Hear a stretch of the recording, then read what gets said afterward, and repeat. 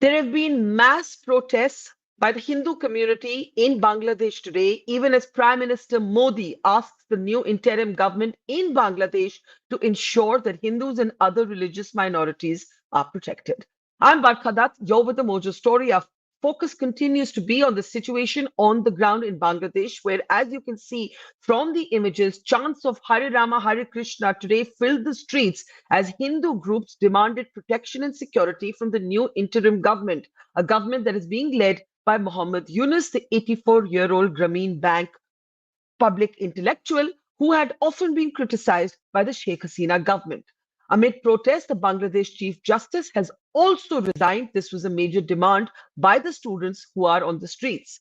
In the meantime, Sheikh Hasina, the ousted Prime Minister of Bangladesh, is still in India. There are question marks over what she might do next. Will she seek asylum in some corner of the world? Will she stay on in India? Or will she return to Bangladesh? These questions are mounting even as her son, Sajeeb Wazed, has pointed a finger at Pakistan's ISI for fueling the protests on the streets of Dhaka and elsewhere in Bangladesh.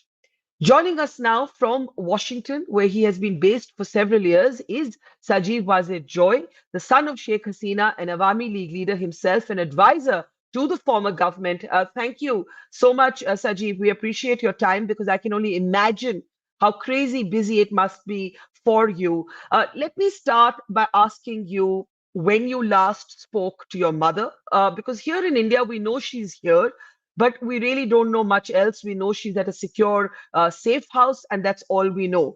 Can you tell us when was the last time you spoke to her? What are her spirits like? What is she thinking of doing next?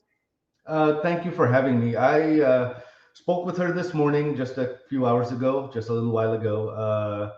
She's strong. She's very disappointed, very disheartened by what has happened in Bangladesh, and she is, she's receiving a lot of calls and messages from people in Bangladesh, both our party and outside, and already, a lot of people are expressing that they've made a mistake by going against her. The last 15 years were the greatest economic growth of Bangladesh in its history, the greatest stability. Were there mistakes made by people in the government? Of course.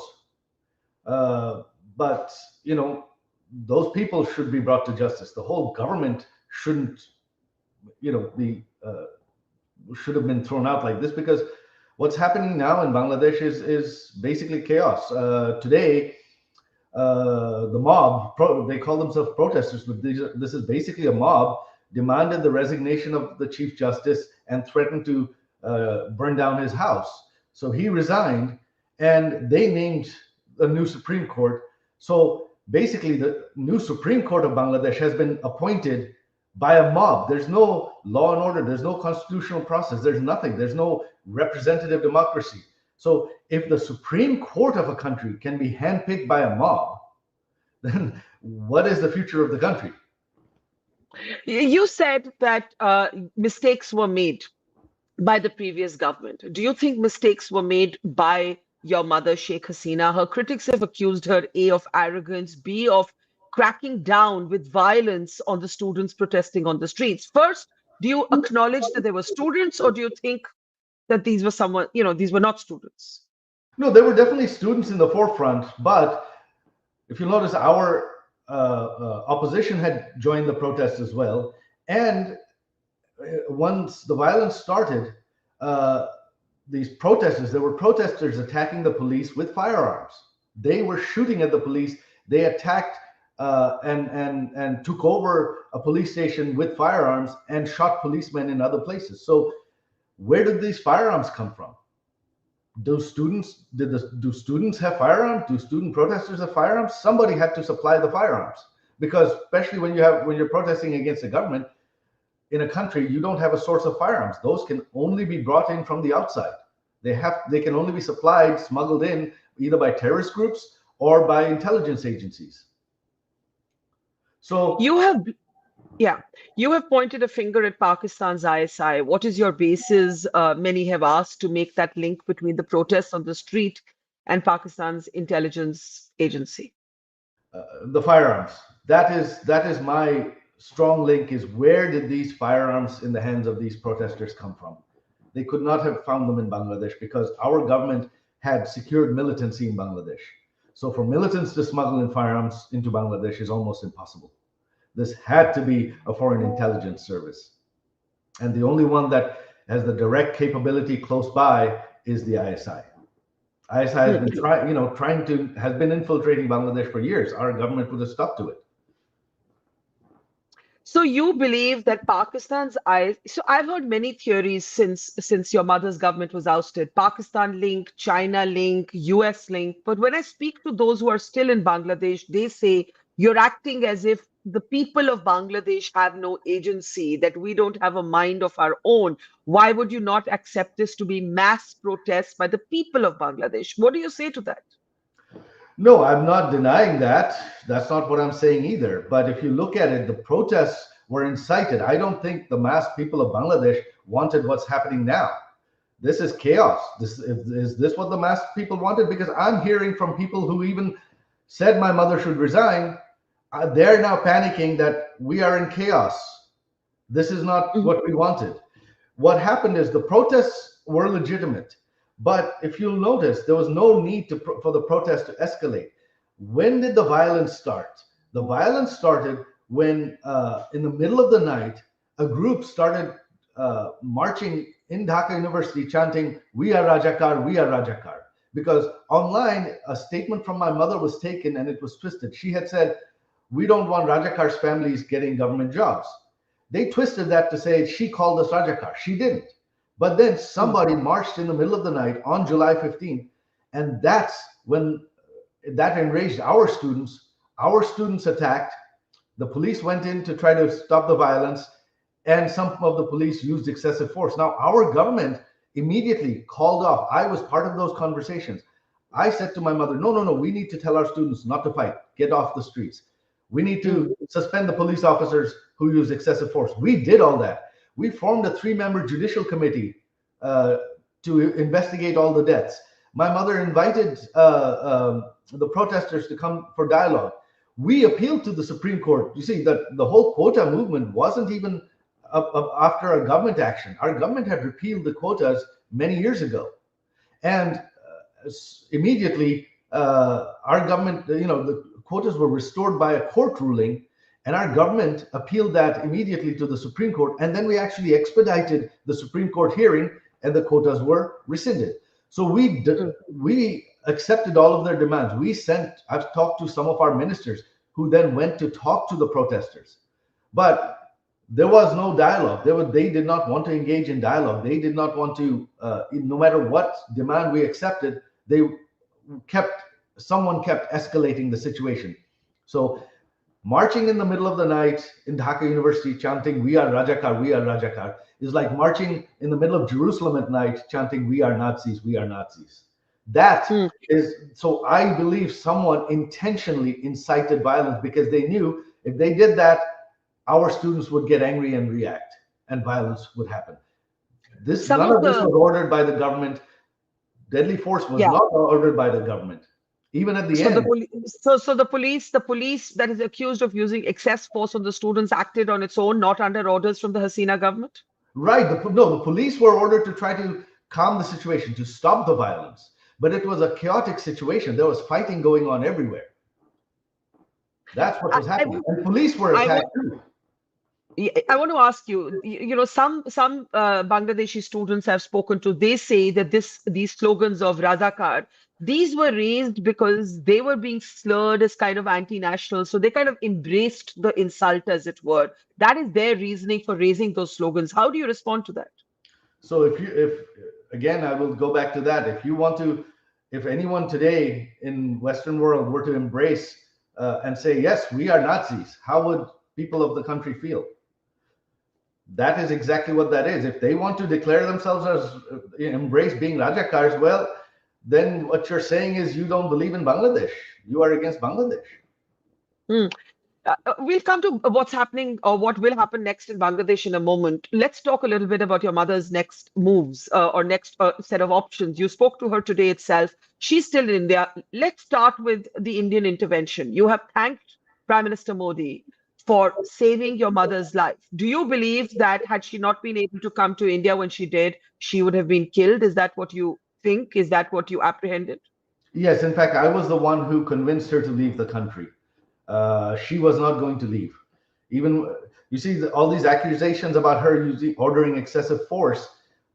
Her special security force, which is her prime minister's guards, they were ready to guard Ganabhavan, the prime minister's residence.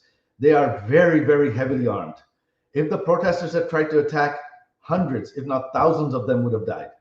And my mother said, I do not want their blood on my hands. So they took her to a secure location and they arranged helicopters. My mother told my aunt who was with her, you get on the helicopter, I'm staying here. I'm not leaving this country. My aunt called me, put me on the phone with my mother. I said, no, these are not protests for democracy or rights. This is a mob. They are going to kill you. And your safety is our first priority. You have to leave the country.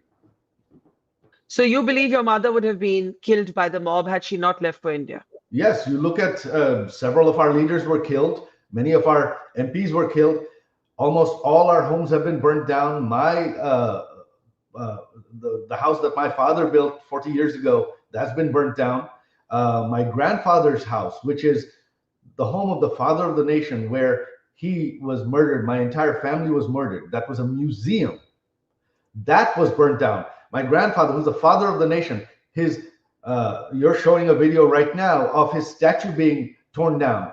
So he's the father of the nation, regardless of whether it's Awami League or not. This is like a statue of Mahatma Gandhi being torn down in India. That has nothing to do with politics. This is going against, and you tie that in with the chants of Rajakar. What does that indicate to me? That those who didn't want independence, they didn't want an independent Bangladesh, perhaps they were involved in these protests. Now, you have denied that your mother has sought asylum in the United Kingdom or elsewhere. Can you set the record straight then on what she's planning to do next? She has made no plans. She wants to return to Bangladesh, whether she's in politics or not. This was going to be her last term. She was going to retire. Her dream was to go live in her village home. That is what she wants. That is what she still wants. So we're just waiting to see how the situation plays out. How long do you want for her to be in India? And has India conveyed, because we have a very little official information, we've been told she's here for a short while, and that's all that, and I understand the sensitivity of the issue because of security concerns, but is it your desire that she stays on in India for a prolonged time? What would be conditions in which you would say to her, go back to Bangladesh? I would say when law and order is restored in Bangladesh. Right now, there is no law and order. Again, you've just had a mob pick the Supreme Court of a country. I don't know what to say to that. This is unbelievable.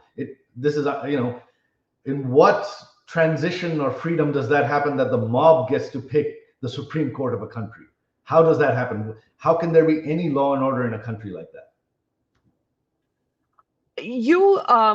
You have been in Washington for many years. There are those asking whether you will now be the face of the Awami League. Will you consider going back to Bangladesh and taking on the role that your mother once had? Is that something you're thinking about? No, it's not something I've ever wanted. I've never had political ambition. But right now, at the same time, I cannot allow my grandfather's memory to be desecrated like this, the memory of our independence, the history of our independence. And as well as our party is looking for leadership. So I'm willing to do what it takes. I don't know what that is, but I'm now, that's why I'm talking to the media, because I believe I can make a difference. I can turn, I cannot allow my country, and especially my party and our independence, to be thrown away. In India, the Prime Minister has expressed concern at what's happening to the Hindu minority in Bangladesh. We have seen mass protests by Hindu groups today. We have seen Hindu artists come under attack. We have seen targeted violence, and there is concern. What do you make of the Hindu minorities that are coming under attack in Bangladesh? Unfortunately, that was inevitable as soon as Sheikh Hasina was forced out. And this is what a lot of people in Bangladesh are now regretting. You cannot deny that the last 15 years, Sheikh Hasina's government kept Bangladesh safe, kept the minorities safe. And we are the only government in the history of Bangladesh that has protected the minorities. No other government has. Others promised, but once they were in power, there were attacks on minorities. So without the Awami League in power in Bangladesh, unfortunately, no one can guarantee the safety of the minorities. Did the law enforcement and the what do you call it? The security apparatus, those in charge of the security apparatus of our country, I'm seeing more and more evidence. Yes, they made a lot of bad decisions. They did things that they shouldn't have. They are the ones who should be held accountable, not my mother. These were not ordered by my mother. But without her, without the Awami League, you are not going there. No one can guarantee the safety of the minorities. So you're not impressed by some of the accounts that have come of civil society, Muslim clerics in some cases, students in other cases, guarding temples. We've also seen those reports amid huge concern, of course, around targeted killings and attacks on Hindus. Yeah, of course they're trying, but how long will they succeed? How long will this succeed? You see, so are you concerned? Hindus are already fleeing to the border, asking to be let into India. Yeah. Are you concerned about the rise of Islamism?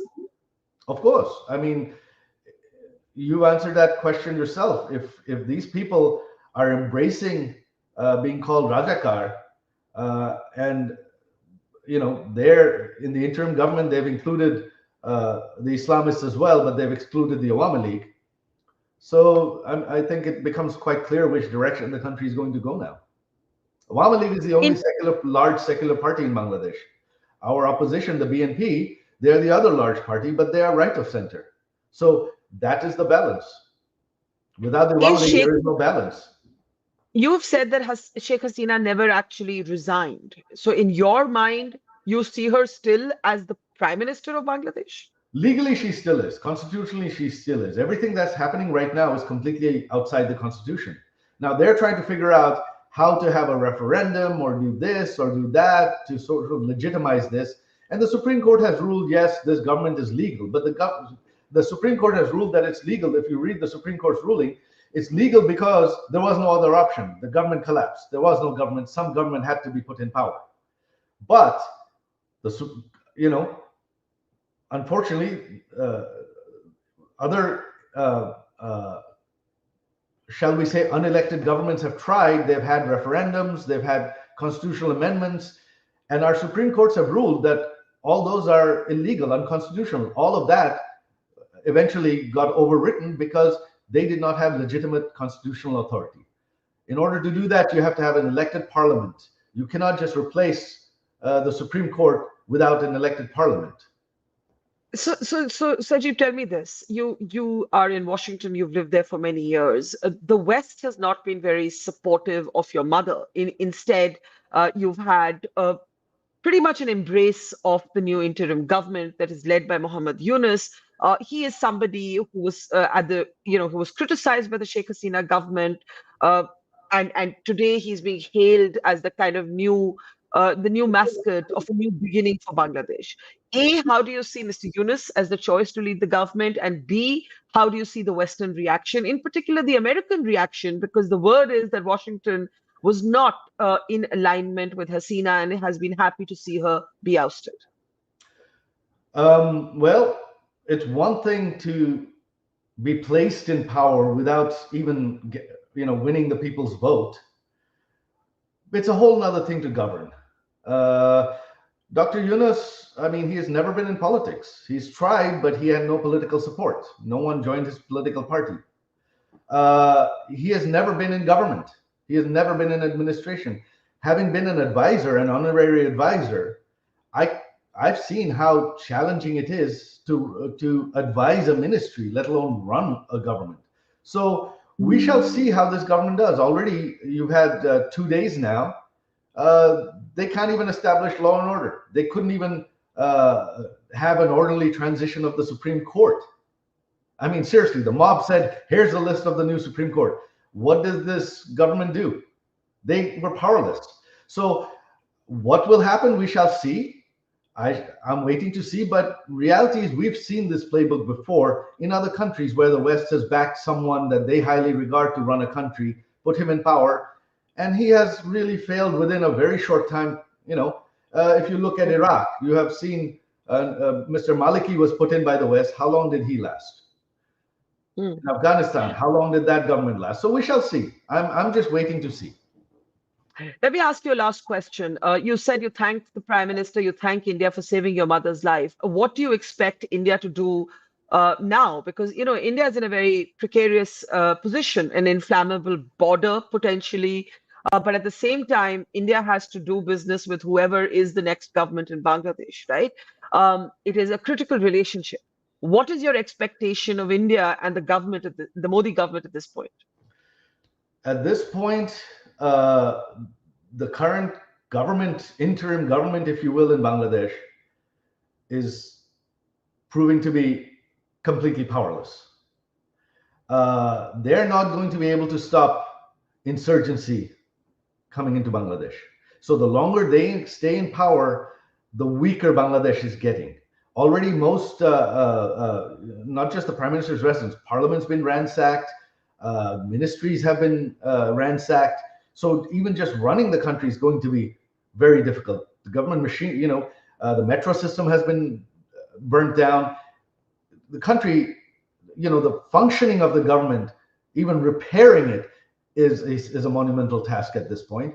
And this non-elected government with no popular support and no experience is not, you've got two 26-year-olds running ministries. How are they? Do you really think they're going to be able to run it?